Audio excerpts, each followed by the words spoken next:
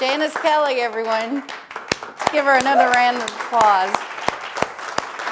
Janice, I just love it when you perform. Did you bring your CDs today? Yes, so Janice did bring her CDs today, and are they available out there in the fellowship hall? They will be. They will be, got it. Because what I do know is the two songs that Janice is sharing with us today is going to be on her next CD. They're brand new, and I was so excited about her having the opportunity to be able to share them with us this morning. It was such a beautiful song, so thank you so much. Wonderful. So we're in February. Happy February, everybody. I am so delighted and excited because I want to let you in on a little secret. All of my life, February has been my favorite month out of the whole year. Favorite month. Now, I absolutely love experiencing, expressing, and having every opportunity possible to share love with people. And I just thought Valentine's Day was just the coolest thing in the world. From the time I was a little girl, we got those cute little Valentines, and we got to give them out to everybody, and there was no judgment on that. We got to hand out a Valentine to anybody and everybody, and nobody questioned it. They didn't judge it. You just got to overflow and fill everyone up with your love. And it was a great thing. I have, of course, learned as I've gotten older that not all people share my enthusiasm and excitement about Valentine's Day. And that's okay, because I want you to know that, that Valentine's Day and the celebration of love and the celebration of complete and total acceptance and non-judgment and connection, that's been going on a long time before Hallmark made it a day. And so that's what I believe we're here to celebrate, and let's put our attention on it this month, because to me, it's not a Hallmark day. To me, it's an everyday thing. And February, of course, is my favorite month because it's my birthday month. So I, of course, later discovered as I grow older that it's not everybody else's favorite month. Imagine that. I learned that most people really don't like February. They tend to say it's in the heart of the winter, it's usually cold. You know, well, it's the shortest day of the, or shortest month of the year. That's kind of going for us, but I always saw it differently. Even this morning, did you notice it got daylight a little bit earlier? That's happening. You know, it just fills me with such incredible joy and aliveness right now. So yesterday, February 1st, was Imbolc. And if you're familiar with any of those particular old pagan holidays, Imbolc, is also known as the Feast of Brigid, marks the early sign of spring with longer, warmer days to come. Now today is Groundhog's Day, and I have some news for you. Punxsutawney, I'm saying that right? Punxsutawney Phil, he saw a shadow this morning. He did. So they're saying, Phil saw a shadow. We've got 6 more weeks of winter. So even though it was daylight a little earlier for me, the drive in this morning was absolutely beautiful. Blue skies, white snow all over the place. It was just breathtakingly beautiful. So I'm going to welcome that 6 more weeks of winter with a loving, open heart, knowing that it fills our lives with such beauty. Now let's see. I've covered Imbolc. I've covered Groundhog's Day. There's something else going on today. What is going on today? Oh, yes. It's the Super Bowl. It's the Broncos Super Bowl. And I know that a lot of you haven't had a chance to really get to know me all that well, but I am a person that dresses up for everything. When I was in high school, I dressed up every single day. I never wore jeans. I was in all the business clubs and all of the speech and debate clubs and had things after school and went to work after school. So I always dressed up. So as you may know, this is a huge stretch for me. And it's a deal I made with Bob DeLaura that when the Super Bowl, the Broncos went to the Super Bowl, I'd wear my game jersey on this Sunday at the podium. And so I'm doing it. And I actually am quite comfortable. I think it looks pretty good. I might end up wearing this every Sunday for the rest of the year. Thank you. I think I will. I'm feeling good. I like this comfortable thing. Now, some tried to get me to wear jeans with the jersey, and I said, that's just not happening. So I did wear the jersey. So welcome, and I am so happy and delighted that you're here as we come together and we celebrate love. And I love the song, and I absolutely love how Spirit works. our precious practitioner, Cindy Cleveland, who brought her inspirational readings. You know, I don't tell them what to read. I trust and have complete and total faith in the unity that we are. And the consciousness that she brought in this morning and the readings were just absolutely perfect. You know, we're going to explore today the art of loving from the heart, because there is a difference. And if you stop to think about it for a minute, if I were to ask each one of you, how does it feel when you're loving from the heart? Think about that for a minute. Now, how does it feel when you know you're loving from the mind? There is a different energy, and we're going to talk about that today, and we're going to explore it, and we're going to go into the depths of it.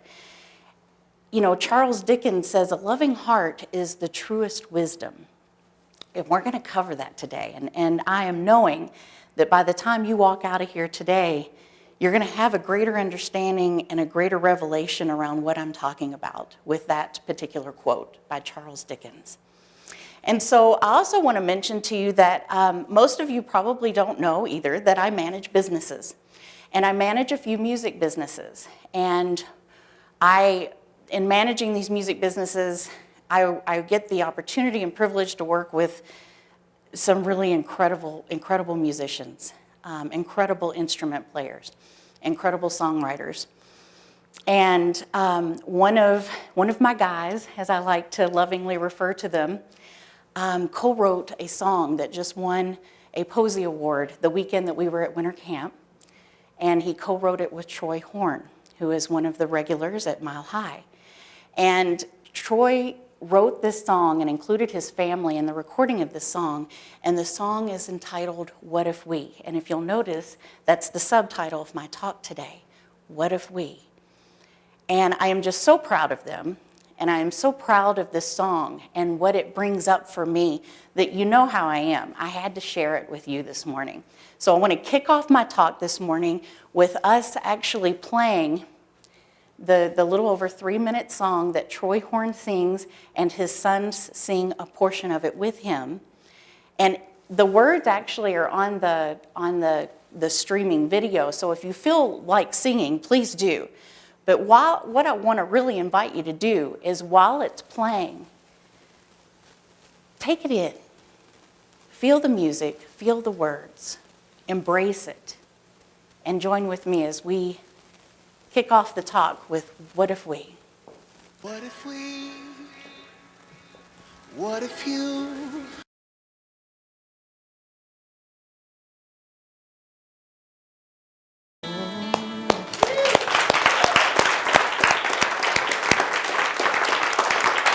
I love that. I absolutely love that. And of course, while I was sitting there, I said, I never said the other gentleman that co-wrote that with him. One of my guys is Rob Lowe, who is a fabulous, incredible piano player that plays for several of my bands. So that was just incredible. I'm very proud of both of them. I'm super happy for Troy for winning the Posey Award the weekend that we were in summer camp. And I got the text and the email while we were there. So we did a little yay shout out to them. So Charles Dickens, I shared that quote with you, and then now we're going to kind of bring it together. And Reverend Chris Michaels out of Kansas City has this incredible saying that I'm going to share with you about loving. And I invite you to take it in. If loving is our soul's main purpose and assignment in life, then we have to be sure we're making time and space for our most important priority. Clearing away our reasons and our excuses as to why we're not worthy of love has to become our top priority. And then letting out the love that we hold inside has to follow as a close second. So just like the readings that Cindy gave us this morning and the song that Janice sang for us, you know, it is about loving each other. Yet we know that we can't really love each other except to the degree and to the extent that we know love of ourselves. And that's not the ourselves that we fill out on forms, that I think we introduce as our name. It's the ourselves that we We know ourselves to be true as the divine spiritual being that's completely connected to all of the energy, to all of the loving energy of the universe. When we are comfortable and settled and in celebration of this truth within us, then there is nothing that we cannot do. There is no mountain that could stand in our way. And what if we did? What if I loved each other? What if you loved each other? What if we all loved each other? Just imagine. Just take a moment to imagine. So loving from the heart instead of the mind, I believe that the heart is the seat of the soul. Did you know that it's the first organ that is created in the womb? It's the first organ. The brain's not created first. It's the heart that's created first. I believe that our thoughts are created in our whole body field. I don't think that they are contained or held in our mind. I think they're contained and held in our energy. How incredibly powerful non-spoken and non-verbal communication is. It's our energy. How many times have you felt someone's essence and what they are all about and what it is that they are truly communicating that may be similar to what's coming out of their mouth, and it might be completely different. And so I believe that the heart is the seat of the soul, and thoughts are contained in the whole body field, not just the brain. It's the field, I believe, that unites us all. We have this body field that we're covered and completely engulfed in and surrounded by. And it's this body field that feels the connection of everybody else's body field, and that's the unification that we experience.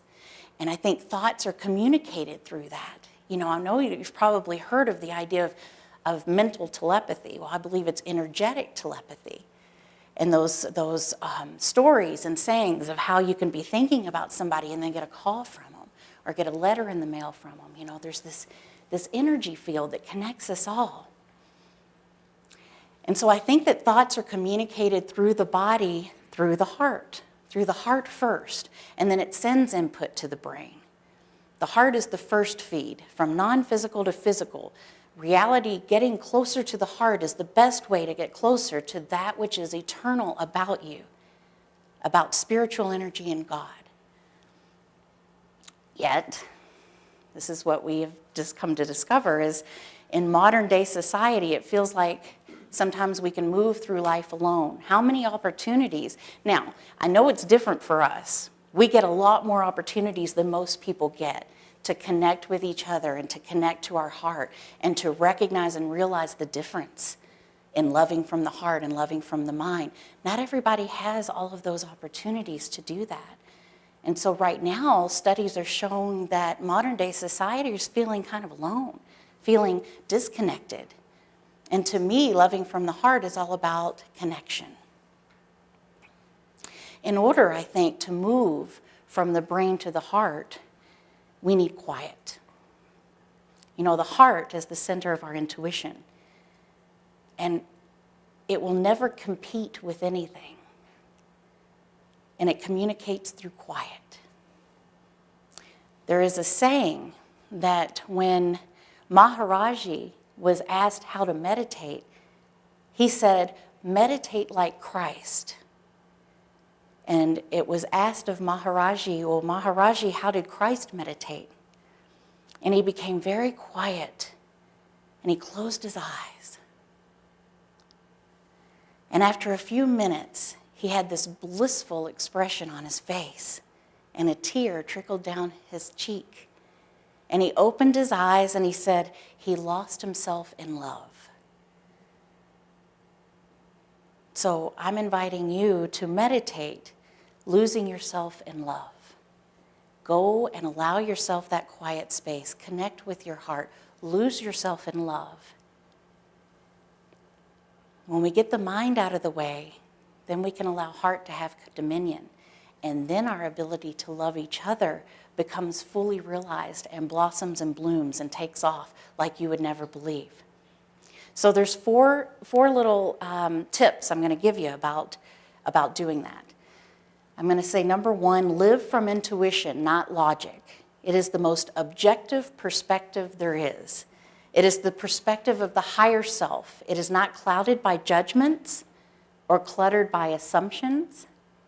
It doesn't have to justify its own perspective. So get in touch with your intuition. I'd say that is number one.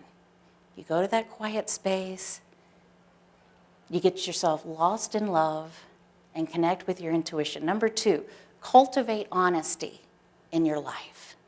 Until you are honest with yourselves and others, you will live in a prison. Trust me, you will live in a prison of your own lives. You need to let conditions and illusions fall at your feet. And so you see how those steps are kind of building on themselves. When you meditate and get yourself lost in love, you get in touch with your intuition, and then there isn't any way that you couldn't live honestly in your life. You kind of get into alignment with that truth of your being and the truth of who you really are. Number three, live your lives for joy. I am absolutely convinced that when we live our lives for joy, all else comes into perfect and total alignment. When joy is our goal, when joy is the carrot that we hold in front of ourselves, you allow yourself to fill up your own cup. And when you've allowed your own cup to fill up, it spills over, and our ability to love each other becomes even more so. It's a beautiful thing. Number four, cultivate horizontal thinking. Okay? And what do I mean by that? I am not better than. This is your thinking. I am not better than. I am not less than. I am not even equal to. I am one. You cultivate that thinking of oneness, it's all going to fall into place. I absolutely promise you. Everything will happen with ease, and resistance will dissolve. And when I am in love, I am connected. So does anybody else out there have that experience? Do you know what I'm talking about? When you're in love, when you are lost in love, when you lose yourself in love, don't you feel connected? Don't you feel that essence of divine unity? And it's just miraculous and amazing and wonderful.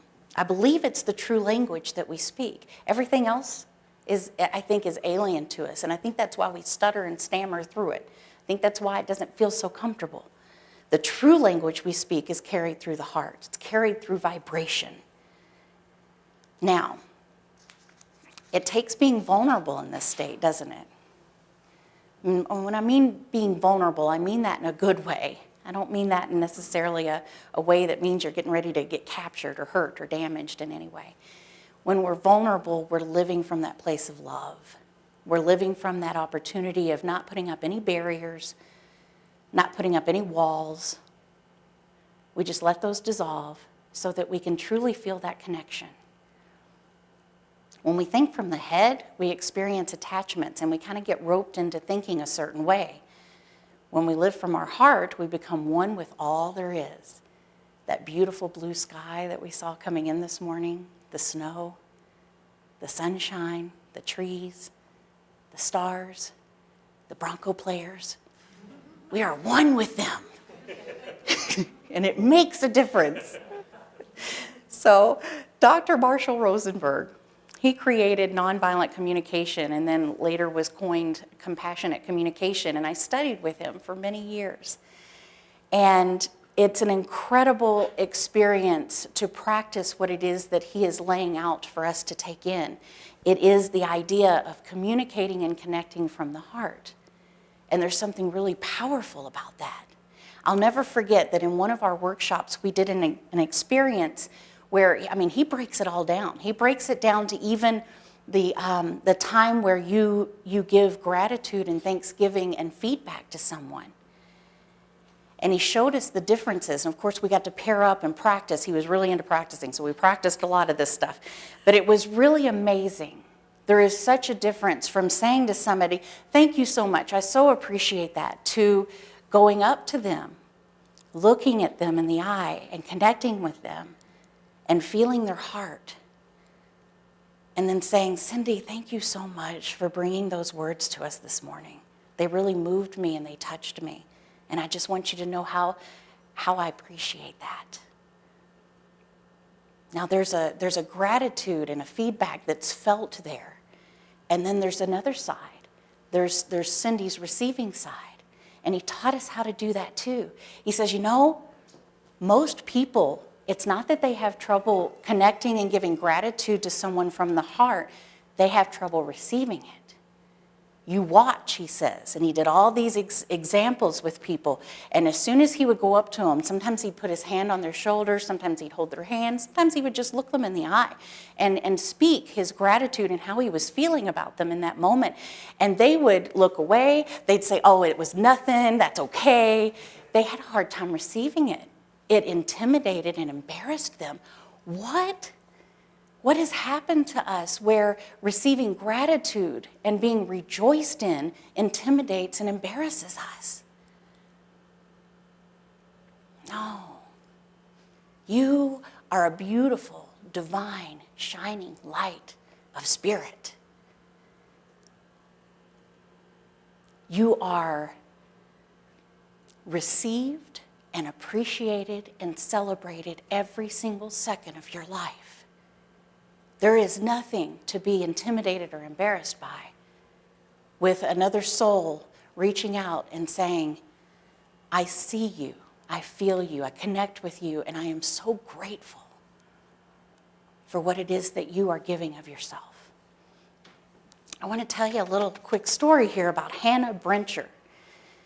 When Hannah, who I believe, I think she's 25 now, but when she went off to college, her mom didn't believe in communicating electronically. So she believed in communicating by writing letters. So Hannah said, I swear I'm the only college student that ran to the post office every day looking for that letter because everybody else got texts and Facebook posts and emails. But nope, she ran to the post office waiting for that actual letter. And how much she treasured those really moved her. During times where she'd had a hard week, she really looked forward to receiving that letter and would read it and reread it and just hold it to her heart. And she just felt the loving presence of her mother through that letter. She was so moved by that she decided to start writing love letters. She didn't know who was going to find them or who they were to. She just knew that it was somebody else that also probably wanted and needed to feel connected and wanted and needed to feel love. So she started writing random love letters and she started leaving them places. And then all of a sudden, word got out about the powerful effect that was having on people. So she started getting emails. She got an email from a mother in Sacramento that was having a really hard time with dealing with motherhood with 3 small children under 5, who was requesting a love letter. She got an email from a kid who was being bullied in I think she said Kansas, who was just needing a love letter. So she started an organization. There is actually an organization out there now, and I welcome you to Google it and go to the website. This organization is Love Letter Bundles. You can volunteer to write the love letters, or you can submit a request for somebody to get love letters, and they get love letters in a bundle. And it's a reach out effort to show people you are loved, you are connected to all of us, you are important. I was just overwhelmed when I discovered it. I thought it was such a beautiful thing. She has something at the end of her, and I just have to share this too. She said, I can tell you about a woman whose husband just got home from Afghanistan, and she's having a really hard time unearthing this thing called a conversation with him. She doesn't know how to talk to him. And so she tucks love letters all throughout the house as a way to say, come back to me and find me when you can. Now that's powerful stuff. That's a way to communicate and to connect and to reach out when maybe you're lost and you don't know exactly how to do it, or if the other methods and ways aren't working, you can write a love letter. She said the mere fact of someone taking the time to pull out a paper and pen and sharing a connection with you, that's powerful. She says the world doesn't need another website. It doesn't need another app or another network. What it needs is really basic and simple, bare-boned, and often forgotten in the race to get followers, likes, and statuses. She says what the world needs is love. Pure, old-fashioned, never goes out of style love. Ridiculous, oozing, cannot pack this thing into 140 characters kind of love. Fearless, bold, unstoppable love. And she wrote something on her website, on her blog, that I want to share with you because it reminds me a lot of what, and I'll go into this in just a little bit, of what's happening here in this community. You know, this is a community that loves. That's like what we're all known for, is our incredible capacity to love unconditionally, completely accept, no judgment, just full out passionate love, just like she's talking about here. And so she writes this thing on the end of her website, stay, please stay. Stay until the words come to you. Stay until you know what you feel. Stay until after you figure out what it is that you feel and you decide that that feeling scares you half to death. Stay when it's hard. Stay when something inside of you thinks it might just be getting to the good part. Don't just stay when it's blissful. Blissful ain't never built a life the way that bricks of struggle and challenge and strife have built a character inside of you. You may want to leave, but maybe that is all the more reason to stay. Even when the world doesn't get it and they shut out the lights and they all go home, are you following them? Are you following them home? Stay and be committed, and only then will the breakthrough come through. Only then. So stay with that meditating from love. Stay with that connecting with yourself so that you can overflow. You can fill your cup and overflow it and have that life, that love, just reach out and touch everyone. It's about truly connecting. You know, there's a way that we can truly connect with people. It's about sometimes asking the questions in the right way. So how many times during the day or at the end of the day when somebody says, so how was your day? Generally, that doesn't work real well, especially when you ask that to kids. How was your day? Don't say, how was your day? Because they don't know. Their day was lots of things. But what are the questions that we can ask? How did you feel during your spelling test?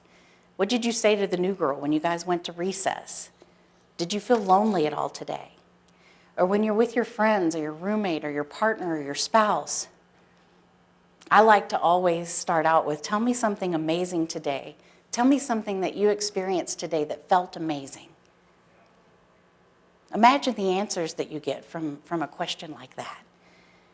When did you feel loved today? What did I do today that made you feel appreciated? Do you see how the connection can take place when we formulate our questions a little differently? Because the whole point is, are you wanting to be connected? Or are you just asking the question because it's the thing to do? Where's your priority there? What's your number one priority? So to me, it's all about being connected. I want to tell you this Love Ninja strategy that I read about. It's called the Love Ninja strategy, and it's going to blow your mind because it blowed my mind. So this blogger, and I'll tell you about her some other time because we don't have time for me to tell you about her and the Love Ninja story.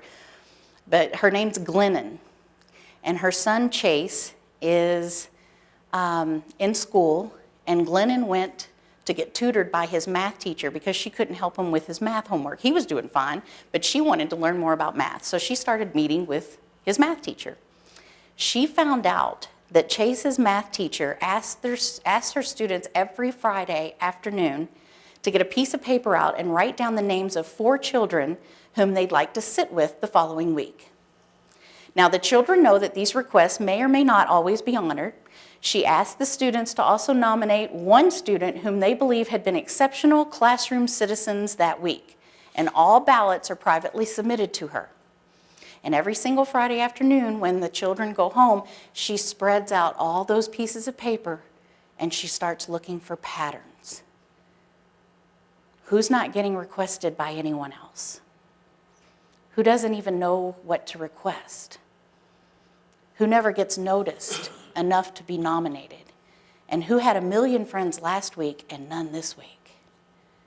You see, Chase's teacher's not looking for a new seating chart every week. She's looking for children who are struggling to connect.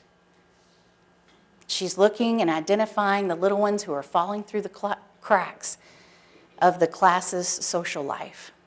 And she's also discovering whose gifts are going unnoticed by their peers. She's pinning down right away who's being bullied and who's doing the bullying. It's the most brilliant love strategy I have ever read about. And I'll tell you why. Because the mother, Chase's mother, asked, why do you do this? I mean, I understand this part that you just shared with me, but why do you do this? And she said, it's like taking an x-ray of the classroom to see beneath the surface what's going on within the hearts of the students. It's like mining for gold, and the gold is being those little ones who need a little help, who need people to step in and teach them how to make friends or teach them how to connect with others, to teach them how to connect, period, knowing how important that is in life.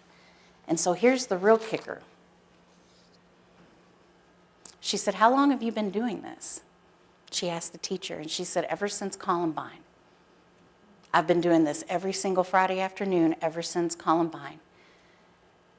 Because when this teacher watched what happened at Columbine, she knew that all violence begins with disconnection, that all outward violence begins with inner loneliness.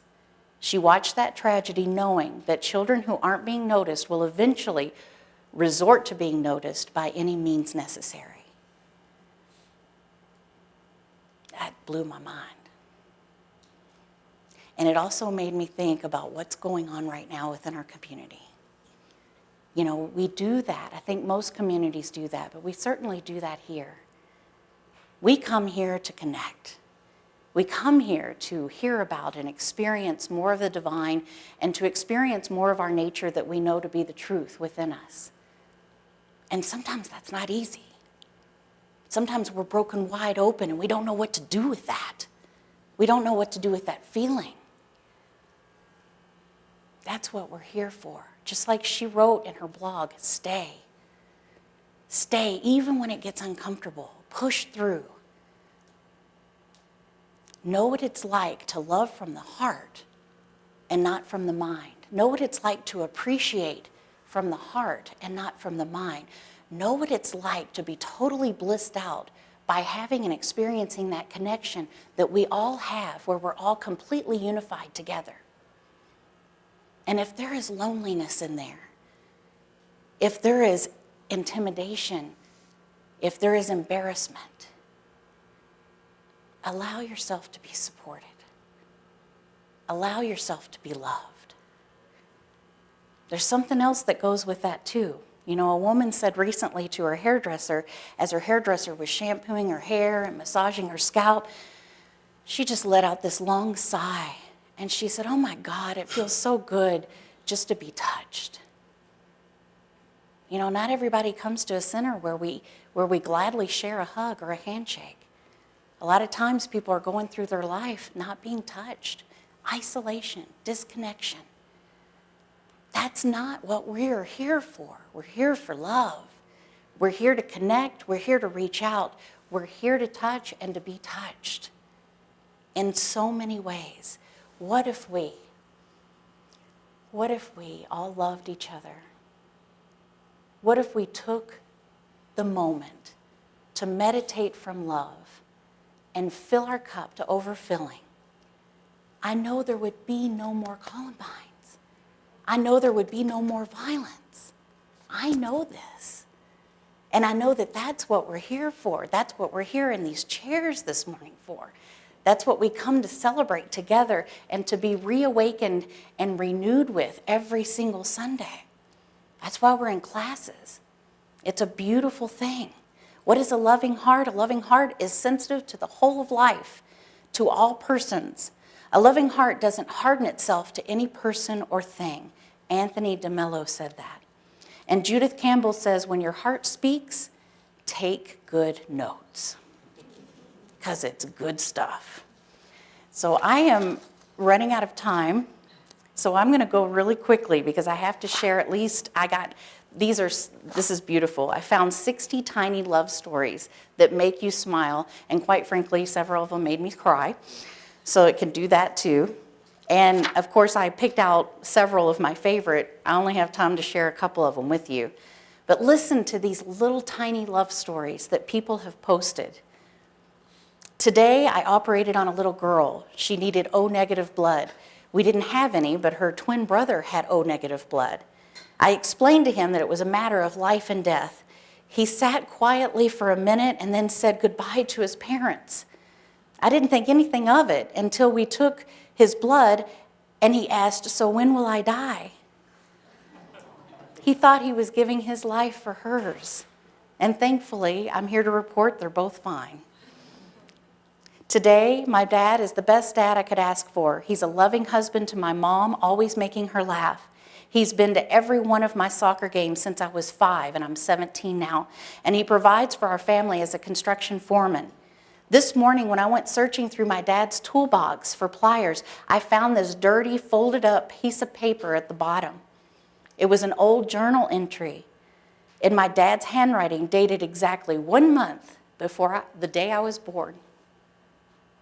It reads, "I am 18 years old, an alcoholic who is failing out of college, a past cutter, a child abuse victim with a criminal record of auto theft. And next month, teen father will be added to this list. But I swear I will make things right for my little girl. I will be the dad that I never had." And I don't know how he did it, but he did. Today, my 8-year-old son hugged me and said, "You are the best mom in the whole world." I smiled and sarcastically replied, "How do you know that? You haven't met every mom in the entire world." My son squeezed me tighter and said, "Yes, I have, because you are my world." There's so many really great ones in here. Today I watched in horror through the kitchen window as my 2-year-old slipped and fell headfirst into the pool. But before I could get to her, our Labrador Retriever Rex jumped in after her, grabbed her by the shirt collar, and pulled her to the shallow steps where she could stand.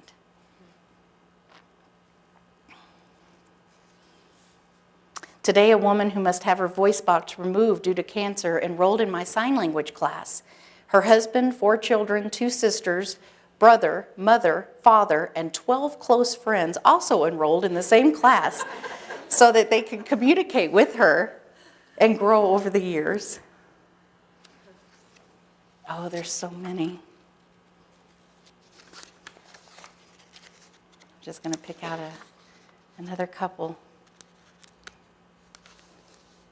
Today, exactly 20 years ago to the hour, I risked my life to save a woman who was drowning in the rapids of the Colorado River. And that's how I met my wife, the love of my life. Today, my 12-year-old son, Sean, and I stopped by the nursing home together for the first time in several months. Usually I come alone to see my mother, who is suffering from Alzheimer's. And when we walked into the lobby, the nurse said, "Hi, Sean," and then buzzed us in. I said, "How did she know your name?" I asked. "Oh, I swing by here on my walk from home from school all the time and say hi to Grandma." I had no idea. Today I met the prettiest woman on a plane. Assuming I wouldn't see her again after we made our connections, I told her how pretty I thought she was. She gave me the most sincere smile and said, "Nobody has said that to me in 10 years. It turns out we're both in our mid-30s, never married, no kids, and we live about 5 miles away from each other. We have a date next Saturday." Aren't these cool? They're just so incredibly cool. And there's this one other one that I just have to share because it touched me so deeply. Let me see if I can find it. Today, as I was sleeping, I woke up to hear my daughter calling my name. I was sleeping on a sofa chair in her hospital room. I opened my eyes to her beautiful smile. My daughter has been in a coma for 98 days. These are love letters, folks. These are love letters and examples of connections that happen all over the world every day. And those connections happen here too, and we celebrate that. We come together and celebrate it.